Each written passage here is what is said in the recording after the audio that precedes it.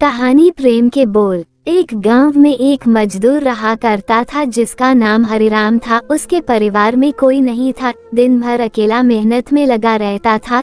दिल का बहुत ही दयालु और कर्मों का भी बहुत अच्छा था। मजदूर था इसलिए उसे उसका भोजन उसे मजदूरी के बाद ही मिलता था। आगे पीछे कोई ना था इसलिए वो इस आजीविका से संतुष्ट था।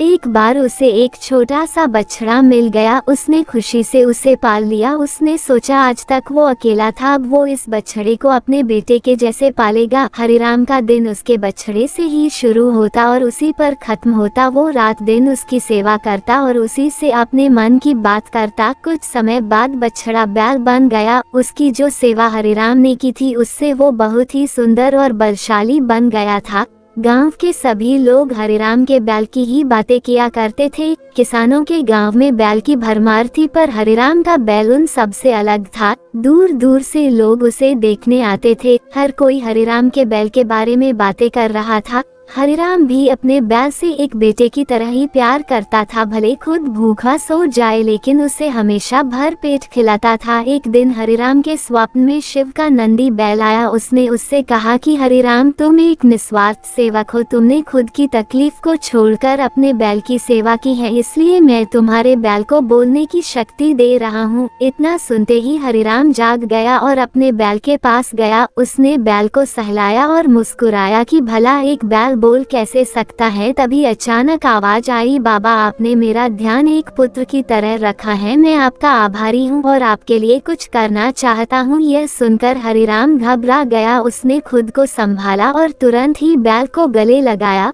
उसी समय से वह अपने बैल को नंदी कहकर पुकारने लगा। दिन भर काम करके आता और नंदी से बातें करता।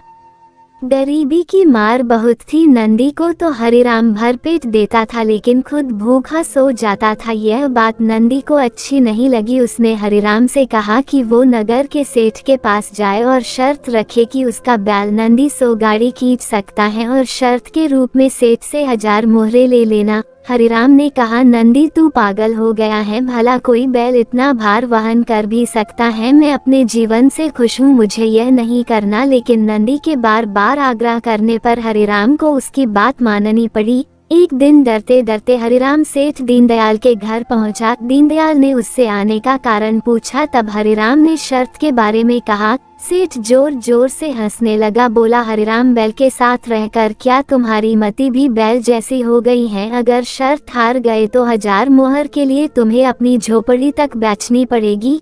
यह सुनकर हरिराम और अधिक डर गया, लेकिन मुंह से निकली बात पर मुकर भी नहीं सकता था। शर्त का दिन तय किया गया और सेठ दीनदयाल ने पूरे गांव में ढोल पिटवाकर इस प्रतियोगिता के बारे गांव वालों को खबर दी और सभी को यह अद्भुत नजारा देखने बुलाया। सभी खबर सुनने के बाद हरिराम का मजाक उड़ाने लगे और कहने लगे कि यह शर्त तो हरिराम ही हारेगा। यह सब सुनकर हरिराम को और अधिक डर लगने लगा और उससे नंदी से घृणा होने लगी। वो उसे कोसने लगा, बार बार उसे दोष देता और कहता कि कहाँ मैंने इस बैल को पाल लिया, मेरी अच्छी भली कट रही थी, इसके कारण सर की छत से भी जाऊंगा और लोगों की थू थू होगी वो अलग। अब हरिराम को नंदी बिल्कुल भी रास नहीं आ रहा था। वह दिन आ गया जिस दिन प्रतियोगिता होनी थी। 100 माल से भरी गाड़ियों के आगे नंदी को जोता गया और गाड़ी पर खुद हरिराम बैठा। सभी गांव वाले यह नजारा देख हंस रहे थे और हरिराम को बुरा भला कह रहे थे। हरिराम ने नंदी से कहा, देख, तेरे कारण मुझे कितना सुनना पड़ रहा है। मैंने तुझे बेटे जैसे पाला था और तूने मुझे सड़क पर लाने का काम किया। हरिराम के ऐसे घृणित शब्दों के कारण नंदी को गुस्सा आ गया और उसने ठान ली कि वो एक कदम भी आगे नहीं बढ़ाएगा और इस तरह हरिराम शर्त हार गया। सभी ने उसका मजाक उड़ाया और उसे अपनी झोपड़ी सेठ को देनी पड़ी।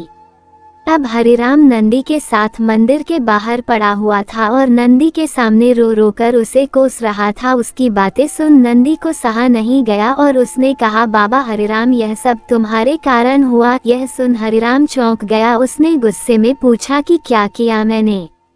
तुमने भांग खा रखी है क्या? तब नंदी ने कहा कि तुम्हारे प्रेम के बोल के कारण ही भगवान ने मुझे बोलने की शक्ति दी। और मैंने तुम्हारे लिए यह सब करने की सोची, लेकिन तुम उल्टा मुझे ही कोसने लगे और मुझे बुरा भला कहने लगे। तब मैंने ठानी मैं तुम्हारे लिए कुछ नहीं करूँगा, लेकिन अब मैं तुमसे फिर से कहता हूँ कि मैं 100 गाड़ियाँ खींच सकता हूँ। तुम जाकर फिर से शर्त लगाओ और इस बार अपनी झोपड़ी और 1000 मोहरे की शर्त लगाना। हरिराम वही करता है और फिर से शर्त के अनुसार 100 गाड़ियां तैयार कर उस पर नंदी को जोता जाता है और फिर से उस पर हरिराम बैठता है और प्यार से सहलाकर उसे गाड़ियां खींचने कहता है। और इस बार नंदी यह कर दिखाता है जिसे देख सब स्तब्ध रह जाते हैं और हरिराम शर्त जीत जाता है। सेठ दीनदयाल उसे उसकी झोपड़ी और 1000 मोहरे देता है। कहानी की शिक्षा। प्रेम के बोल कहानी से यही शिक्षा मिलती है कि जीवन में प्रेम से ही किसी को जीता जा सकता है। कहते हैं प्रेम के सामने ईश्वर भी झुक जाता है, इसलिए सभी को प्रेम के बोल ही बोलना चाहिए।